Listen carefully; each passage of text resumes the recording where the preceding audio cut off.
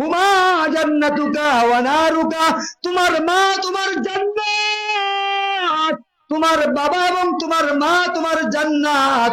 যদি তোমার মা বাবা তোমার উপর সন্তুষ্ট থাকে, রাজি থাকে, তাহলে তোমার জন্য জান্নাত অবধারিত। আর যদি তোমার মা বাবা তোমার উপর অসন্তুষ্ট হয়ে যায়, নারাজ হয়ে যায়, আল্লাহ রসুল বলেন তোমার জাহান্নাম ছাড়া কোনো উপায় নাই। তাহলে আল্লাহ তাআলা কুরআনুল কারীমের মধ্যে মা বাবার খেদমতের কথা কত গুরুত্বের সাথে বলছেন।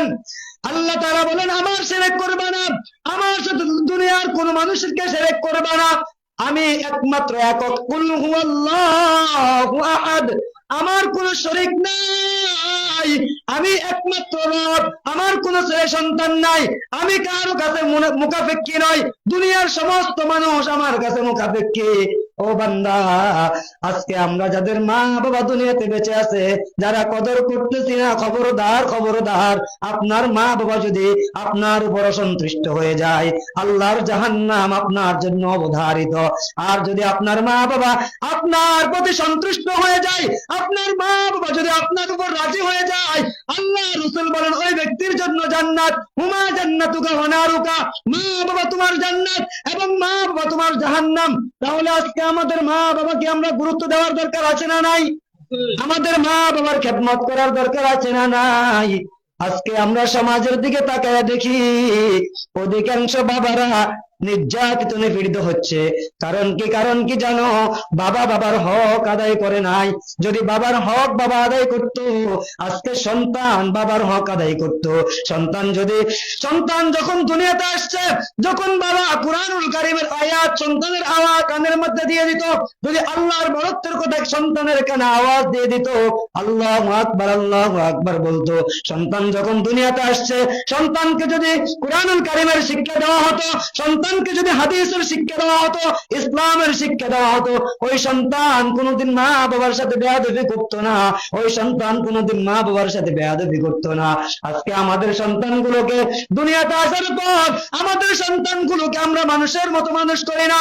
আমরা আমাদের সন্তানকে দুনিয়ায় শিখাই, ও ভাই তুমি চলে যাও, ও সন্তান যাও টাকা ইনকাম করে দাও। বাবার উদ্দেশ্য হলো সন্তান টাকা ইনকাম করা, সন্তানের উদ্দেশ্য হলো বাবার জন্য টাকা নিতে হবে। এই জন্য আজকে আমাদের সন্তানগুলো বড় হওয়ার সময় আমাদের আদব জানে না, ইসলাম জানে না, কোরআন জানে না। কোরআন না জানার কারণে যখন বাবা মা বৃদ্ধ হয়ে যায়, সন্তান যখন যুবক হয়ে যায়, তখন ওই বাবা মা সন্তানের কাছে আর কোনোদিন কদর পায় না। এই জন্য সন্তানের হক বাবার উপর আছে না নাই? সন্তানের হক বাবার উপর আছে না নাই? কার হক আগে? আগে সন্তানের উপর বাবার হক। সন্তান যখন দুনিয়াতে আসলো, আমি যখন আসতেছি আসরের সময়, আমি শুনতে পাইলাম ইমাম সাহেব এই মজলিস থেকে বয়ান করতেছেন সন্তানের হক নিয়ে, মা বাবার হক নিয়ে। আমার কানের মধ্যে তখন আওয়াজটা আসলো, আজকে আমরা তো আমাদের মা বাবাকে দাম দেই না, আমাদের সন্তানগুলোকে আমরা সঠিক শিক্ষা দেই না। সঠিক শিক্ষা দিলেও সন্তানকে চাপ দিয়ে থাকি।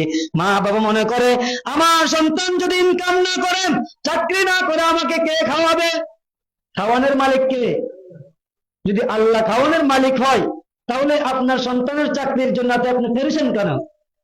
আপনার সন্তানকে বিদেশ পাঠাইতেই হবে, এত পেরেছেন কেন? আপনার সন্তানকে ইংরেজ শিক্ষা দিতেই হবে, আপনি দেন আপনার সন্তানকে, ডাক্তার বানান, ডক্টর বানান, ইঞ্জিনিয়ার বানান, আমাদের কোনো আপত্তি নাই। কিন্তু প্রথম শিক্ষা হবে সন্তানের কুরআনুল কারীম, প্রথম শিক্ষা হবে ইসলাম, প্রথম শিক্ষা হবে কুরআনুল কারীম। আজকে আমরা কোরআন থেকে আমাদের সন্তানকে দূরে রাখার কারণে, আমাদের সন্তানগুলোকে হাদিস থেকে দূরে রাখার কারণে, ইসলাম থেকে দূরে রাখার কারণে, আজকে যখন সন্তান বড় হয়, তখন সন্তান আমার খবর নেই না, বাবার খবর নেই না, মায়ের খবর নেই না, আত্মীয় স্বজনের খবর নেই না। আগে তো আমি অপরাধ করেছি। অনেকে এসে বলে হুজুর সন্তান তো কথা শুনে না। কিভাবে শুনবে আপনার কথা? আপনার সন্তান যখন আপনার ভাগ্য ছিল, যখন আপনার সন্তানটা ছোট ছিল, তখন আপনি যা করেছেন তা, যা বলেছেন তাই শুনেছে। আজকে যখন আপনার সন্তান বড় হয়ে গিয়েছে, আজকে আর আপনার সন্তানকে বললেও হবে না। এই জন্য আজকে দুনিয়ার জমিনে থেকে থেকে আমার সন্তানকে যদি আমি কোরআনুল কারীমের শিক্ষা দিতে পারি, আমার এই বয়সে যখন আমার সন্তানকে হাদিসের শিক্ষা দিতে পারি, তাহলে আমার জন্য আমার সন্তান নেয়ামত হবে। হাসরের মাঠ পর্যন্ত আমার সন্তান আমাকে সুপারিশ করে জান্নাতে নিয়ে যাবে।